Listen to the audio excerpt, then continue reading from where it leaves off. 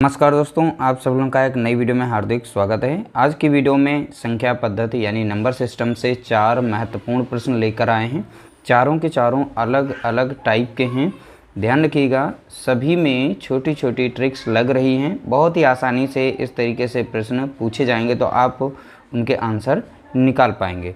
तो चलिए वीडियो को स्टार्ट करते हैं। सबसे पहले देखिए, ये प्रीवियस ईयर एग्ज़ाम्स में प्रश्न पूछा गया है और टोटल 4 प्रश्न हैं। चारों प्रश्न पूछे जा चुके हैं। उन्हीं प्रश्नों को लेकर आए हैं, कैसे कैसे एग्ज़ाम में प्रश्न पूछे जा रहे हैं।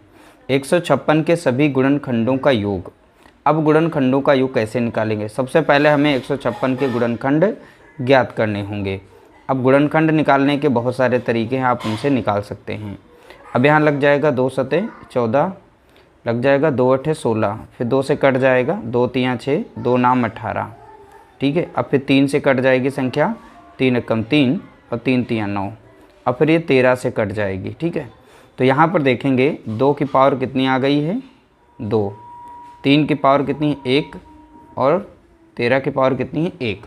ठीक है, अब इन सभी के हम गुणनखंडों का योग पता करेंगे। अब 2 की पावर यहाँ पे 2 है और 3 की पावर कितनी है? 1 है। ठीक है, कुछ भी नहीं होती तो 1 होती। 13 की पावर कितनी है? 1। अब हमें सभी गुणनखंडों का योग निकालना है। कितना निकालना है? क्या निकालना है? योग।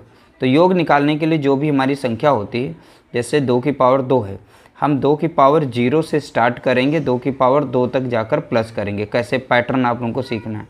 2 की पावर 0 प्लस 2 की पावर 1 प्लस 2 की पावर 2। मैक्सिमम देखिए पावर 2 थी, हम 2 तक जाएंगे। उसके बाद यहाँ पर गुणे का निशान लगा देंगे। ठीक है, अब अगली संख्या हमारी कितनी? 3। तो 3 की पावर 0 से स्टार्ट करेंगे और 3 की पावर मैक्सिमम कितनी? 1 तक जाएंगे। फिर गुणा लगाएंगे। अगली संख्या हमारी 13 है। 13 की पावर 0 हो जाएगा प्लस, और 13 की पावर कितनी है? 1। मैक्सिमम हमें 1 तक जाना था। सभी के हमने इस तरीके से लिख लिया। तो इसी तरीके से सभी को लिखना है। उसके बाद इनको सॉल्व करिए। देखिए, जब भी कोई भी संख्या हो उस पर अगर 0 लगा हो तो उसका मान सदैव कितना होता है? 1 होता है। ये तो आपने पढ़ा ही होगा। तो इसके स्थान पर हम रखेंगे 1। एक एक स्टेप सॉल्व करके दिखा रहे हैं ताकि आप लोगों को अच्छे से समझ में आ जाए। 2 की पावर 1 है यानी 2 ही रहेगा, प्लस 2 दूना कितना हो जाएगा? 4 हो जाएगा। ठीक है, यहाँ पर देखेंगे 3 की पावर 0 है यानी 1 रहेगा और यहाँ पर 3 ही रहेगा। आगे देखेंगे यहाँ पर 1 आ जाएगा प्लस 13 ही रहेगा। अब सभी को हम जोड़ लेते हैं, फिर उसके बाद मल्टीप्लाई कर लेते हैं। 4 2 6 1 7, तो यहाँ पर मिल गया कितना? 7। यहाँ पर देखेंगे 3 1 कितना हो गया? तो 4 हो गया। ठीक है, 13 1 कितना हो गया? 14 हो गया। 13 1 14 हो गया। अब यहाँ पर 7 गुणे 14 चक्कू 56, इन दोनों को मैंने गुणा कर लिया। अब 7 से यहाँ पर कर सकते हैं। 7 छंग 42 के 2 / 4, 7 5 35, 35 और 4 हो गए 39 यानी 392। तो हमने देखिए बहुत ही आराम से हमने एक एक स्टेप बताया है ताकि आप लोगों को समझ में आ जाए कैसे निकालेंगे।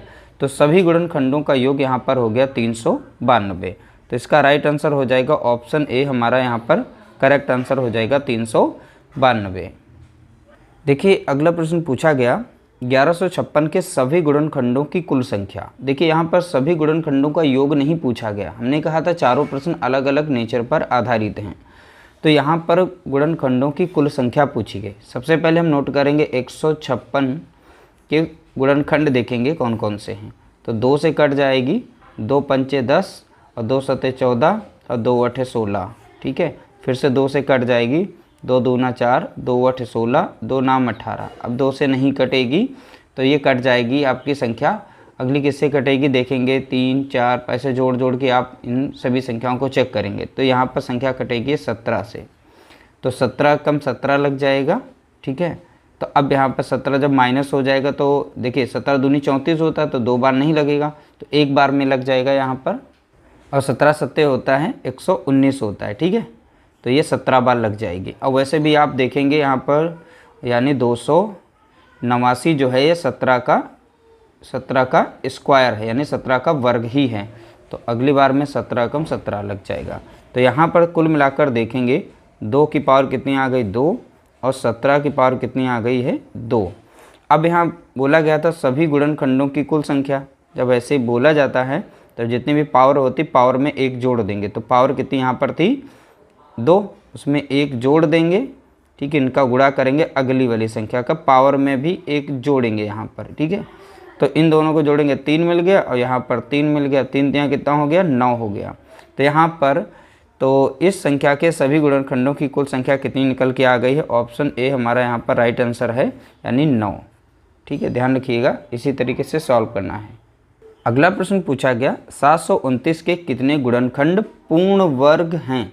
देखिए यहाँ पर संख्या पूछी गई पूर्ण वर्ग। पहली बात आप लोगों को देखिए वर्ग और घन आने चाहिए, ठीक है। तो कहीं ना कहीं एक रिलेशन मिल ही जाता है, ये सारे नंबर्स के वर्ग और जो घन आते होंगे तब आप इनको बहुत ही आसानी से सॉल्व कर लेंगे। देखेंगे यहाँ पर ये जो 729 जो है ये 9 का घन है। किसका है? 9 का। अब भाई यहाँ पर 9 का घन है, 9 की पावर यहाँ पर 3 है, तो 9 को हम 3 बार लिख सकते हैं। यहाँ पर 9 गुणे 9 गुणे 9, इन सभी का गुणा करेंगे तो यहाँ पर मिल जाएगा 729। अब यहाँ पर देखें जो 9 संख्या होती है ये एक पूर्ण वर्ग है। क्या है? पूर्ण वर्ग संख्या है। जब पूर्ण वर्ग संख्या है तो यही यहाँ पे पूछा गया था 729 के कितने गुणनखंड पूर्ण वर्ग हैं, तो इसके गुणनखंड हैं 3 यहाँ पर, और तीनों के तीनों पूर्ण वर्ग हैं। तो देखिए 9 भी पूर्ण वर्ग है, यहाँ पर सब रिपीटेड है ना, तो इनकी संख्या कितनी हो जाएगी? कुल 3, यानी इसमें 3 पूर्ण वर्ग संख्या हैं। तो इसका राइट आंसर हो जाएगा ऑप्शन यहाँ पर सी, इसका करेक्ट आंसर हो जाएगा।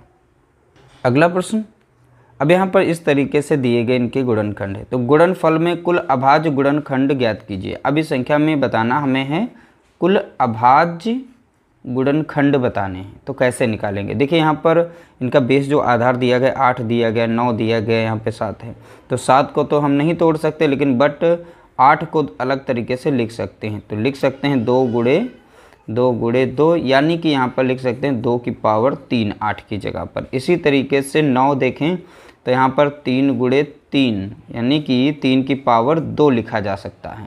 तो हम 8 की जगह पे क्या लिख देंगे? 2 की पावर 3, और इसके ऊपर पावर लगी थी कितनी? 10। फिर हम संख्या अगली 3 की पावर 2 लिख सकते हैं, और इसकी सब पावर यहाँ पर लगी थी कितनी? 7 लगी हुई है, ठीक है। गुणे में कितना था? 7 की पावर 8। अब इसे सॉल्व करेंगे, जब ऐसी कंडीशन आएगी तो पावर आपस में गुणा कर लेती है, तो 2 की पावर हो जाएगी 30, 10 तियाँ 30, तो 2 की पावर कितनी हो गई? 30। 7 दूनी 14, तो 3 यहाँ पे 4, यहाँ पे 7, यहाँ पर 8, ठीक है। तो अब यहाँ पर पूछा था कुल अभाज्य गुणनखंडों की संख्या।